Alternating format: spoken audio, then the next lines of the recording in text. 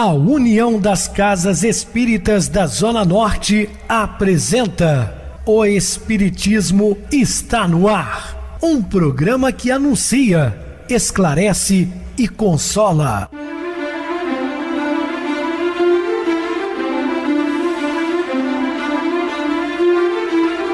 Não se turve vosso coração. Credes em Deus, credes também em mim. Na casa de meu pai há muitas moradas. Se assim não fora, eu vou-los teria dito, pois vou preparar-vos lugar.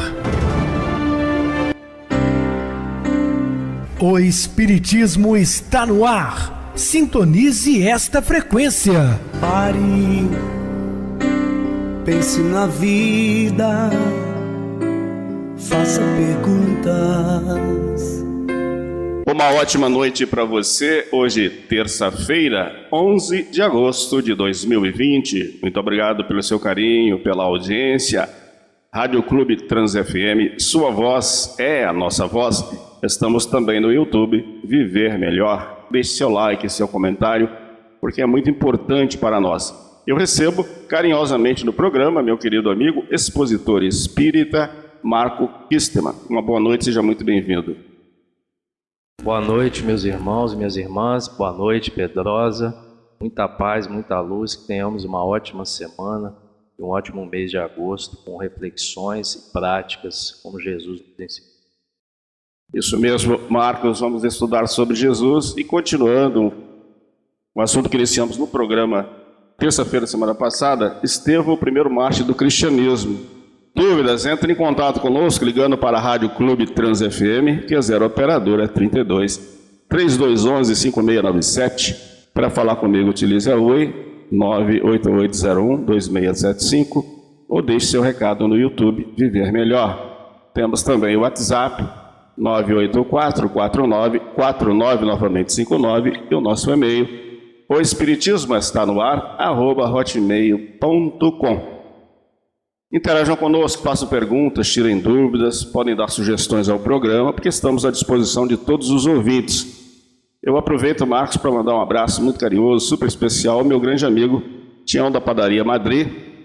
Ele é um ouvinte assíduo do nosso programa, não perde, fica todas as noites lá com o radinho ligado, aguardando o programa entrar no ar. Tião, muito obrigado aí pelo carinho, beijo no seu coração, extensivo à sua digníssima família. Vamos agora para aquele momento muito especial que é o nosso momento de oração. Sintonize esta frequência. O Espiritismo está no ar. Momento de oração. Queridos irmãos, queridas irmãs, vamos elevar nosso pensamento a Deus nosso Pai, Jesus nosso Mestre, pedir apoio dos nossos amigos espirituais para oportunidades de trabalho no bem nesta semana, durante este mês e neste ano de muitos desafios. Deus, Jesus e nossos amigos espirituais que nos acompanham, nos iluminem hoje e sempre. Assim seja. Estamos apresentando O Espiritismo está no ar. Bem, meus amados irmãos, estamos de volta com o assunto da noite, falando de Estevão, o primeiro mártir do cristianismo. E vamos também falar sobre a figura ilustre de Saulo de Tarso, que mais tarde passa a ser o grande apóstolo da gentilidade, o apóstolo de todas as gentes, de todos os povos, apóstolo dos gentios. Foi uma farsa montada contra Estevão, apoiada por Saulo de Tarso. O apóstolo dos gentios aparece no cenário da história cristã como principal elemento do julgamento, condenação e morte por apedrejamento de Estevão, considerado o primeiro mártir do cristianismo. Por que morte por apedrejamento? Jesus foi crucificado, mas isso era um tipo de morte cometido pelos romanos. Os judeus utilizavam a sentença de morte por lapidação, apedrejamento, ou enforcamento. Saulo autoriza apedrejar Estevão. Esses fatos aconteceram no ano de 35 da nossa era. O jovem Saulo apresentava toda a vivacidade de um homem solteiro, bordejando os seus 30 anos, na fisionomia cheia de viralidade, máscula beleza. Os traços israelitas fixavam particularmente nos olhos profundos e percussientes, próprios dos comportamentos apaixonados e indomáveis ricos de grandeza e resolução. Trajando a túnica do patriciato, ou seja, uma túnica romana, porque ele tinha cidadania romana, né? Falava preferencialmente o grego, porque se afeiçoara na sua própria cidade natal ao convívio dos mestres bem-amados, trabalhados pelas escolas de Atenas e Alexandria. Então ele era um homem de muita cultura, talvez o fariseu mais culto de todos os tempos. Chegando a Jerusalém, vindo de Damasco, Saulo se encontra com o amigo Sadoque, não aquele fundador da crença dos saduceus, mas um amigo particular que fazia parte do Sinédrio, que ele fornece informações a respeito de um jovem chamado Estevão e o efeito que este provocara nas pessoas. Cheio de zelo religioso, interpreta equivocadamente as relações de Estevão, considerando-o um blasfemador. Influenciado, o espírito de Saulo acrescenta: não me conformo em ver os nossos princípios aviltrados e proponho-me a cooperar contigo para estabelecermos a imprescindível repreensão a tais atividades. Então, ele, ouvindo de Sadoque, automaticamente já armou-se, né, seu espírito, uma certa revolta contra Estevão, mesmo sem conhecê-lo, achando que ele estava influenciando a crença judaica. Com as tuas prerrogativas de futuro rabino em destaque no templo, poderás encabeçar uma ação decisiva contra esses manifestantes e falsos taumaturgos. Ou seja, futuro rabino, porque mais tarde ele recebe de Gamaliel as chaves do Sinédrio, passando a ser a maior autoridade farisaica daquela época.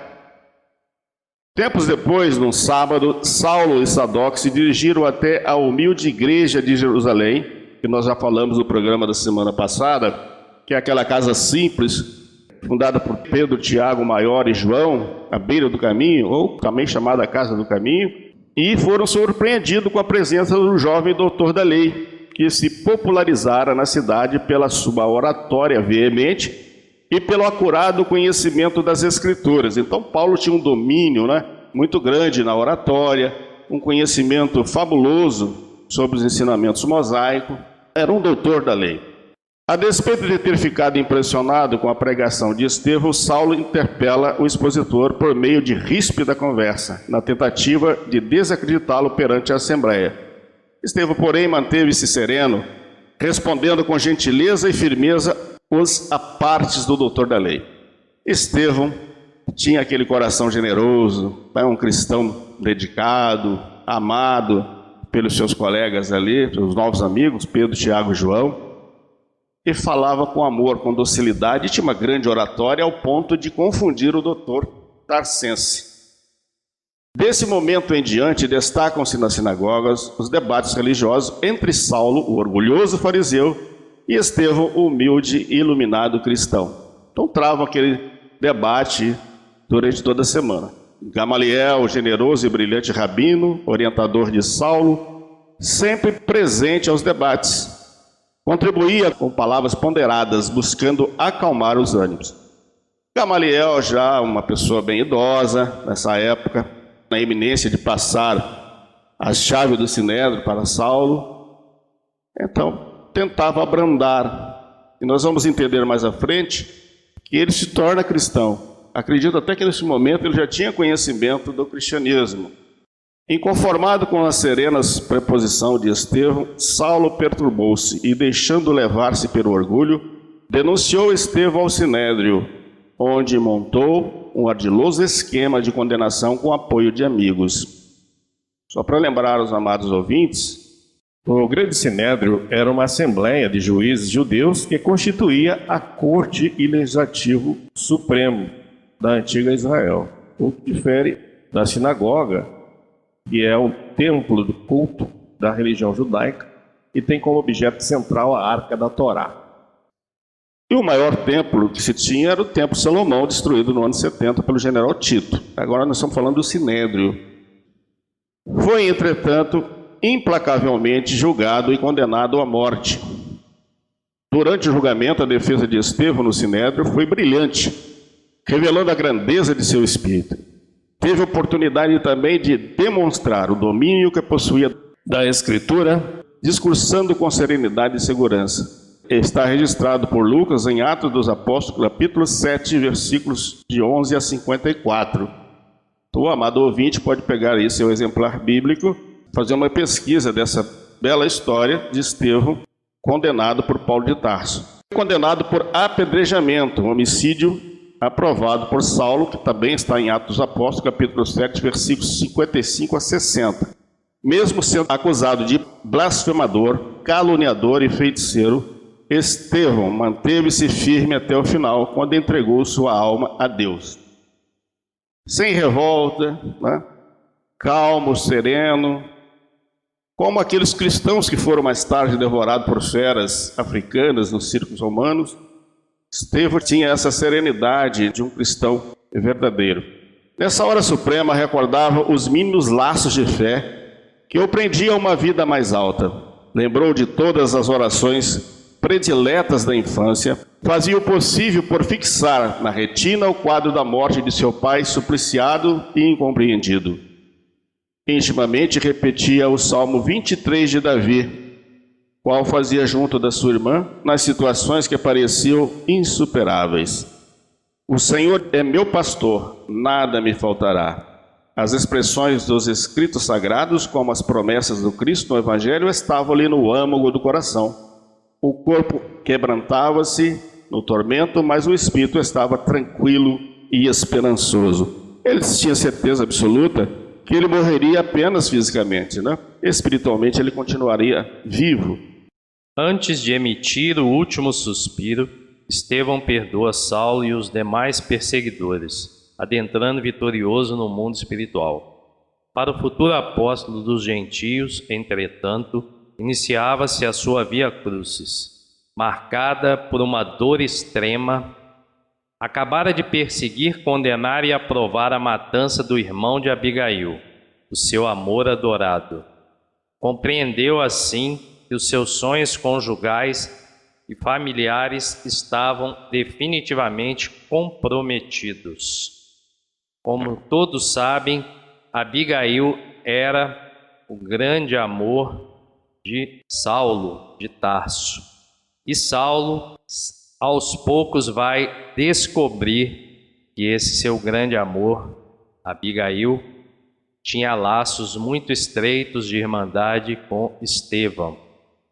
Temos que destacar, como disse o Pedrosa, o comportamento cristão de Estevão nesse momento crucial que vai findar a sua encarnação, de muito equilíbrio, muita firmeza, muita fé, gentileza, um comportamento cristão que todos nós devemos cultivar ao longo das nossas encarnações, principalmente desta presente, modificando totalmente o nosso pensamento diante de desafios como ao que foi exposto Estevão no Sinédrio, com uma perseguição implacável de Saulo. E o comportamento de Estevão, as suas palavras, as suas decisões revelam exatamente o que se espera de um seguidor do Cristo, de um seguidor dos exemplos de Jesus. Fica a mensagem e a importância do exemplo de Estevão nos momentos calmos de nossa vida e nos momentos de maior dificuldade, em que sabemos que seremos perseguidos por seguir Jesus, e a nossa resposta deve ser como a de Estevão. É importante que todos nós saibamos os dados biográficos de Estevão, como os dados biográficos de qualquer personagem do mundo evangélico. Estevão inserido numa família que vai lhe dar base para todo o seu comportamento moral, para todas as suas decisões, para toda a sua luta em defesa do Evangelho de Jesus. Sua irmã, um dos pilares também que o ajudarão. Simão Pedro, que o recebeu na casa do caminho.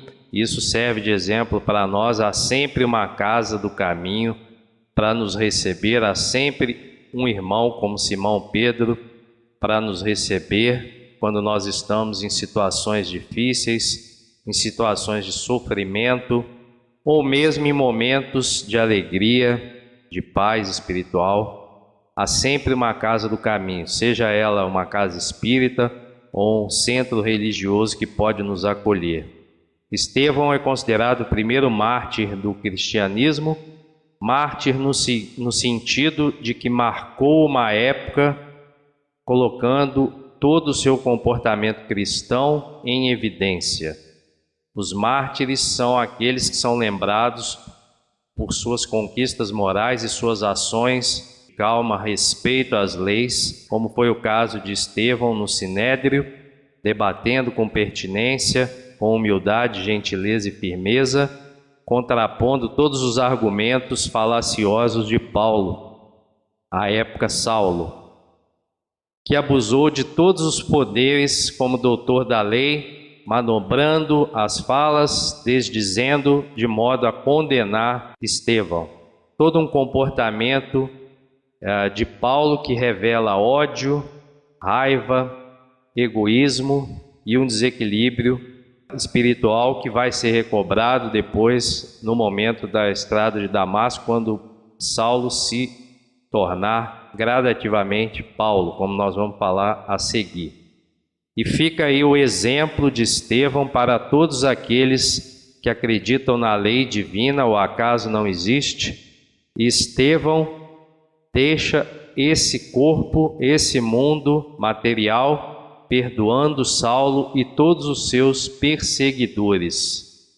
Um comportamento que deve nos influenciar, nos contagiar, para deixarmos a carne e adentrarmos o mundo espiritual com paz de espírito, sem pendências e como Jesus nos ensinou, com a consciência tranquila, porque é a consciência que é o nosso guia, ela é o nosso registro de todas as ações e é aquilo que está gravado na nossa consciência que vai ser revisado e analisado para que nós não cometamos erros futuros em outras encarnações. Então fica aí a importância da gente sempre estar com Estevão no pensamento, seguir os exemplos de Estevão, que são os exemplos que Jesus colocou para nós.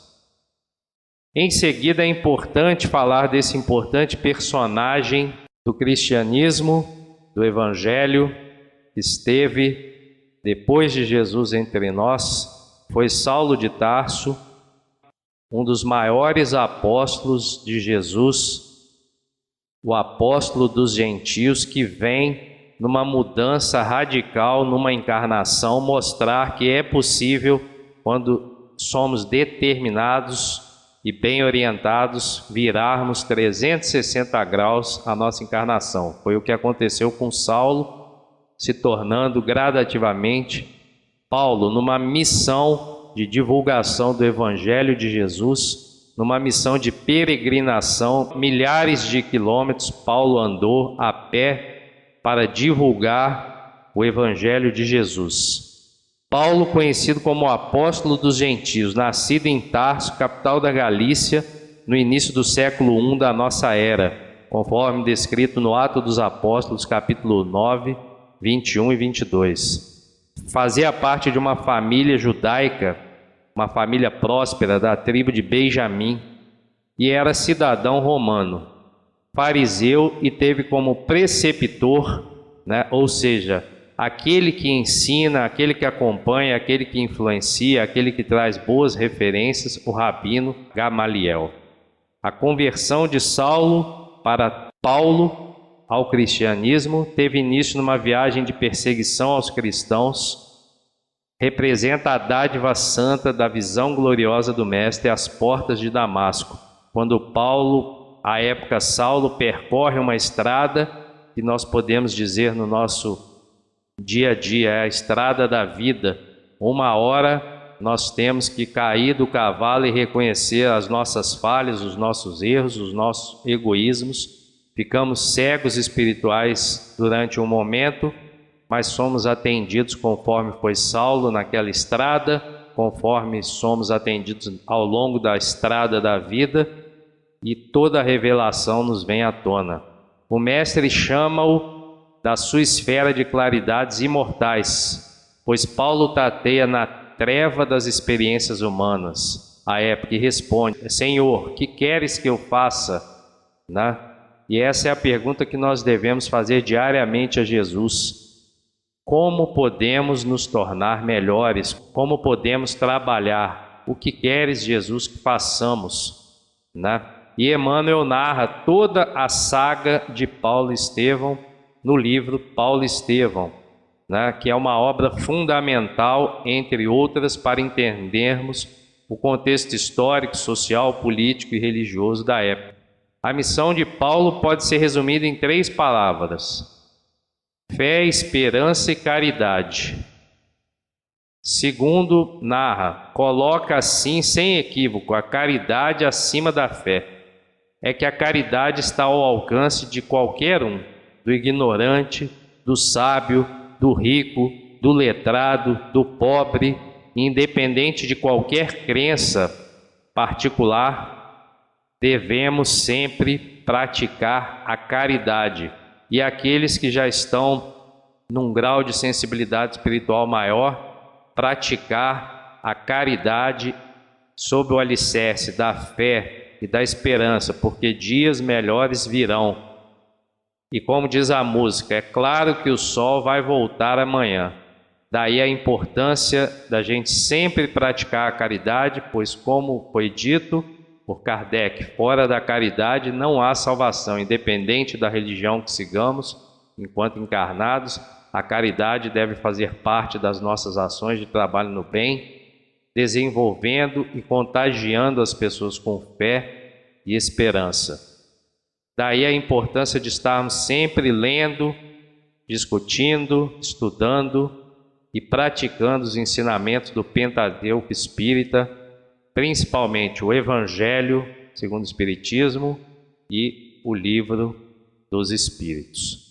Fica aí a mensagem de estudos para quem quer aprofundar o livro Paulo e Estevão e tudo que está no Evangelho segundo o Espiritismo codificado por Kardec. A missão de Paulo e Estevão são grandes exemplos de como podemos, com fé, esperança e caridade, modificarmos para melhor a nossa encarnação. Melhorar a nossa encarnação, lutar contra os nossos próprios erros, e não acusar os outros, mas ver exatamente as nossas imperfeições e tentar mudar. Conversão é mudar a rota, né? Foi o que Paulo de Tarso fez. Ele sim é um convertido, o convertido de Damasco. Mudou radicalmente, como nosso irmão diz, 360 graus. De perseguidor ele passa a ser perseguido. E me recordando agora de Dom Aldo Pagotto, arcebispo de Sobral, no ano 2000, perguntado a ele sobre o livro Paulo e Estevão, se ele já tinha lido, ele disse: por favor, quem não leu, leia. A obra mais completa que já li sobre o cristianismo. Então, o arcebispo da Igreja Católica. Qualquer religioso pode ler os livros espíritas e principalmente o livro Paulo e Estevão. Meus queridos irmãos, nós vamos agora para o nosso intervalo musical e a seguir a nossa oração final. Sinais de Deus.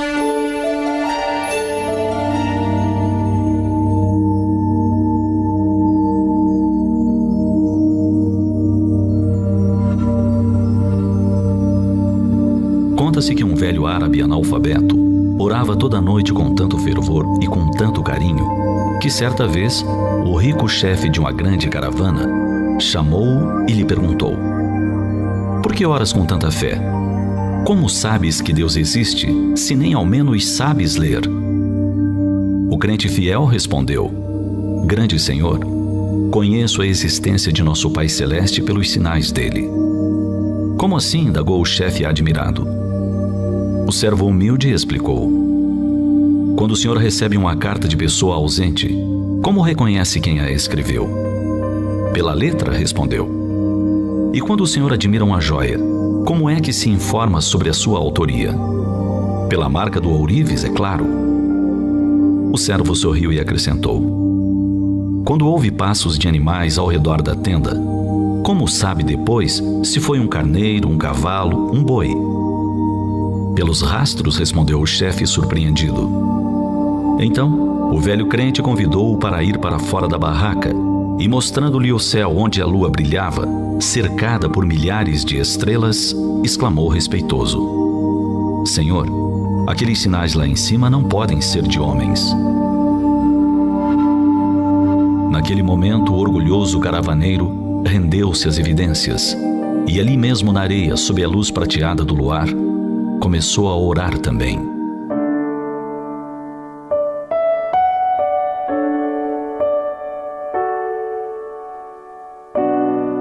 Deus, mesmo sendo invisível aos nossos olhos, deixa-nos sinais das mais variadas formas.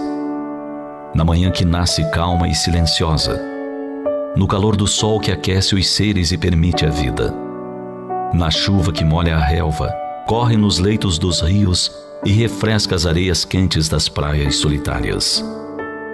Os sinais de Deus estão nas pastagens verdes que alimentam o gado e na vida teimosa do sertão esturricado pelo calor escaldante dos verões. Podemos encontrar sinais de Deus nos campos floridos de todos os continentes e no canto alegre do pássaro que desperta à madrugada. Os sinais de Deus também são visíveis nas noites bordadas de estrelas e nas tempestades que limpam a atmosfera com seus raios purificadores. Vale lembrar que as obras feitas pelos homens são assinadas para que não se confunda o autor. Já as obras de Deus não trazem sua assinatura, pelo simples fato de que só Ele é capaz de fazê-las, ninguém mais. É por essa razão que Deus não precisa colocar seu nome numa etiqueta em cada campina que existe, porque só Ele faz campinas.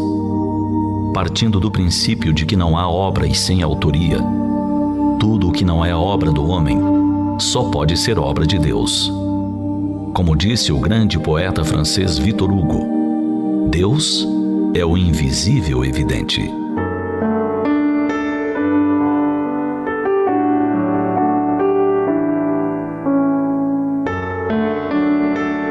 Pense nisso. Até um louco sabe contar as sementes que há numa maçã. Mas só Deus sabe contar as maçãs todas que há numa semente.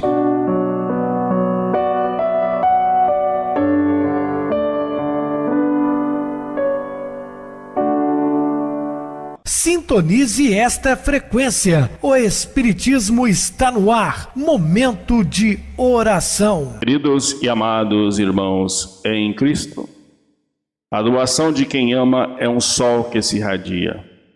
O amor que pede retribuição é egoísmo. O amor que exige pagamento é avareza. O amor que busca reconhecimento é vaidade.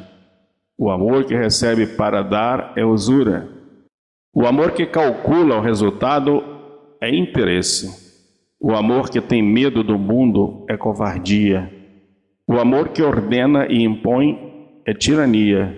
O amor que sente ciúme é mesquinhez. O amor que mede o que dá é cobiça. O amor que espera receber é ambição. Amor para ser amor tem que dar sem nada pedir, assim como o sol. O amor liberta, meus queridos irmãos, é o amor verdadeiro, sem esperar recompensa alguma.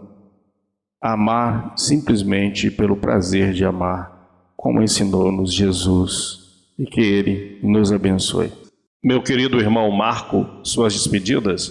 Prezados irmãos e irmãs, nesse momento que enfrentamos vários desafios no planeta Terra, quero dar boa noite e ótimas vibrações para todos, que consigamos manter a energia positiva em alta, o pensamento positivo e nossas ações no bem. Muito obrigado pelo seu apoio aqui no programa. Boa noite também a todos os amados irmãos ouvintes da Zona Norte de Juiz de Fora, que nos acompanham sempre pela rádio local 87,9. Aos internautas do Brasil, dos Estados Unidos, da Europa, parte da Ásia, também nosso boa noite. Continue ligados, ouvindo a nossa programação. Boa noite a todos e até amanhã, se Deus quiser.